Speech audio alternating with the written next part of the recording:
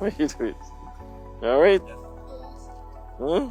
Yes. All right. Thank you. Thank you. On behalf of Wowetta Village, I present to you this again. Thank you. Love it. Love it. Thank you. It's beautiful. Right? You guys live right in the area?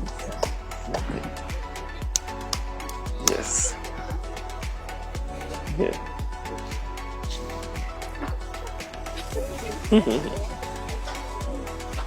Right. Good day. Good day. Good day. Nice meeting you. Nice to see your Nice red meeting face you. now, not to the phone. All right. Yes. All right. Good day. Good day. Good day. Good day. Yes. Good day. Good day. How old are you, Auntie? 60 years. Oh, okay. Let's see. All right. Nice. Good day. All right. Assalamualaikum. Waalaikumsalam. Nice meeting you. Yes. Nice meeting you. Thank you. For those of you who don't know me, which I guess is very few, because I made a name for myself, because of the struggles that I went through as a Guyanese.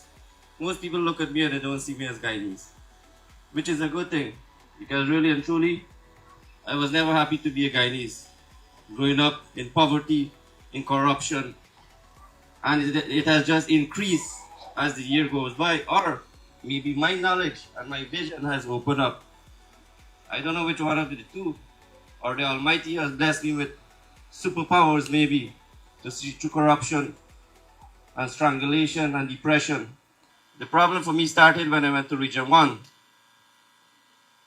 Well, actually, I was along with another doctor from the district. They had designated me for Anai Health Center. Without my permission, they didn't ask me if I wanted to come to Anai or not. So what I did, right away, was like, I'm not going to Anai, I'm going to Region 1. Because my girlfriend, she was also in the medical profession. She went to Region 1. I don't know if they tried to separate us or whatever was their master plan. That's not my business. The politicians would be able to tell you about that. So I went to Region 1. I spent a month at Mabrumo Health Regional Hospital. I spent a week at Port Kaitumo. I then went to Baramito. And the situation, I'm pretty sure it's still the same. Nothing hasn't changed because I have my contacts there. And Baramito is a mining area. Gold. Yes, gold is important. We need to make chips. We need to make computers, smartphones, jewelry. If you like jewelry, that's okay. That's your money. However, with the mines, it comes a lot of infectious diseases. We talk about malaria, dengue, chikungunya, Zika, HIV, gonorrhea.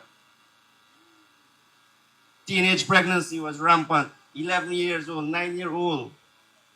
And I went into depression. I actually nearly lost my mind. I'm not ashamed to tell you what the things that I experienced as a young Guyanese medical professional.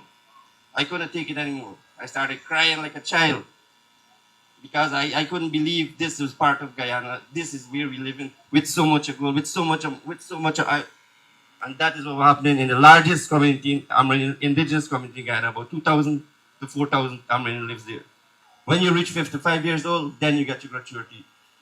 I don't even know if I'm going to live to see 55 years old, given in the country, this given country that I'm living in. I might die of hunger someday, or I might die of a gunshot because they don't like when you're educated and you're talented and you're good looking.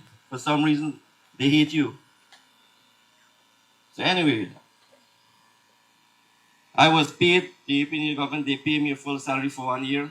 After then, they had no confidence with Charan Das and the whole thing, and they got put out of power, and PPP came into power. I know Dr. Frank Anthony personally. I know Dr. Mohamed personally because I volunteered for them. Because at that time, I saw them as a promising party, the People's Progressive Party.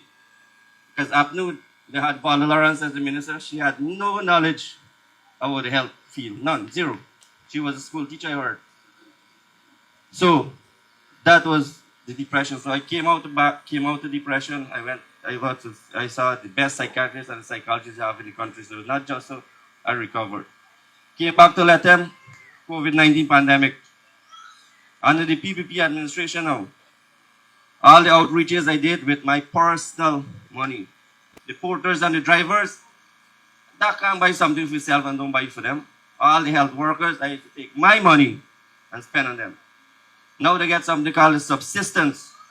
When you go to the government, to the RDC or whoever, and tell them that you work 3 days outreach, and they got to pay you $15,000.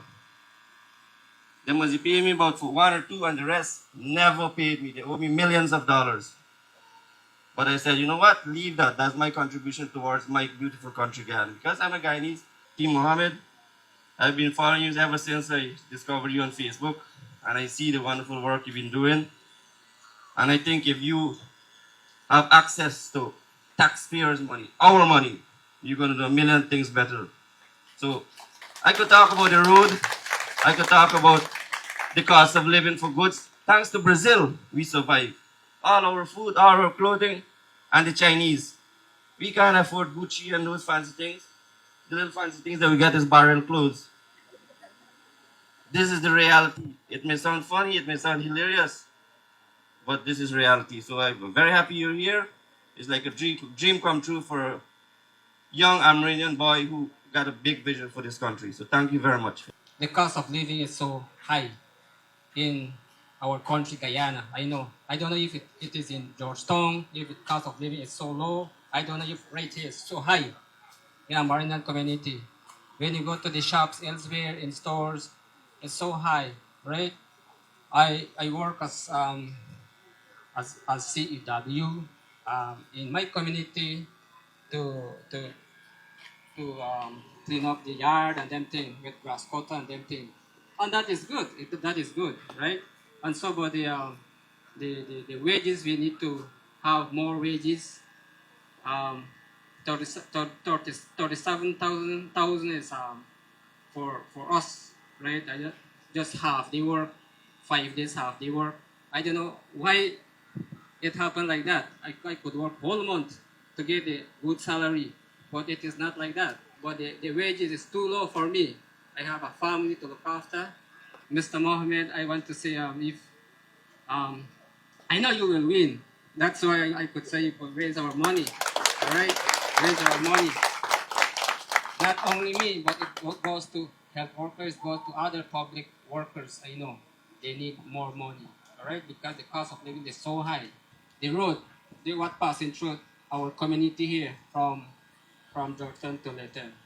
The road is so, every year we suffer, every day we suffer, then I could say every day, because rainy season, we always have this flashy road, and we damage our motorcycle, we damage our bus, we damage all these things happening, right? And the parts of the bus is so expensive. It's not we damage it, it's the road damage it. It's not so. The road is so bad. And dry weather time, we have dust. No matter it dry, degraded, but it dry, but degraded, but too dusty. I can't even cross with this road. Sometimes I might crash. Mr. Mohamed and the visiting team, fantastic. I am so proud of you visiting my community. This is the first time I can see you. I want to begin by talking about bad thing first. Now, right now, at this present time, we are suffering in everything. We cannot gain our need due to our government. Why we are suffering? Because this government system is going with partiality and favoritism. That is why I always left out. Now, to this present government, we can see many people say government doing good. This government is a caring government. But now they are erring. They are not caring government, they are erring government right now.